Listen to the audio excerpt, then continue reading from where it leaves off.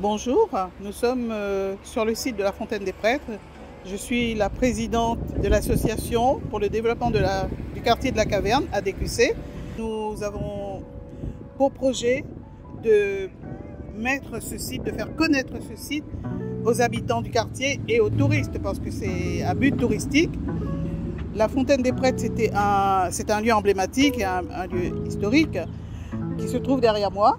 Bon, il a été envahi par la nature parce que, à l'origine, les gens du quartier qui n'avaient pas l'eau courante chez eux venaient s'approvisionner en eau claire pour leurs besoins journaliers, et ils avaient leur linge aussi.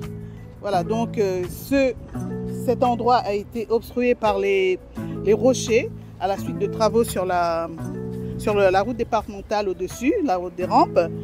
Et ça fait des années que nous travaillons à remettre ce site, à faire connaître ce site au quartier et aux gens qui passent, aux touristes de passage, tellement il nous tient à cœur. Donc nous sommes en collaboration avec le CDH pour restaurer cet endroit, et un panneau va être posé pour rappeler l'historique de ce site.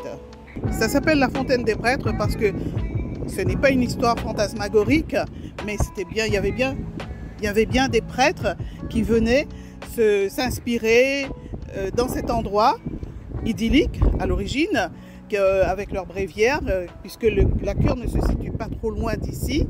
Puis il y a l'église aussi, donc ils venaient là. Nous espérons redonner du cachet à cet endroit. Moi-même, j'y suis venue laver mon linge, j'étais enfant.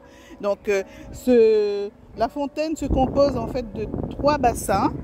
Un bassin qui récupère l'eau qui descend en dessous de la grotte. Donc l'eau est très claire et très filtrée, puis passe dans un bassin secondaire et dans un 3e bassin. Voilà. Les gens allaient plus dans le 2e bassin que dans le 3e parce que l'eau était très très froide, puisque l'eau est filtrée par la roche et tout ça. Nous voulons remettre ce site qui est à l'entrée de la ville en évidence.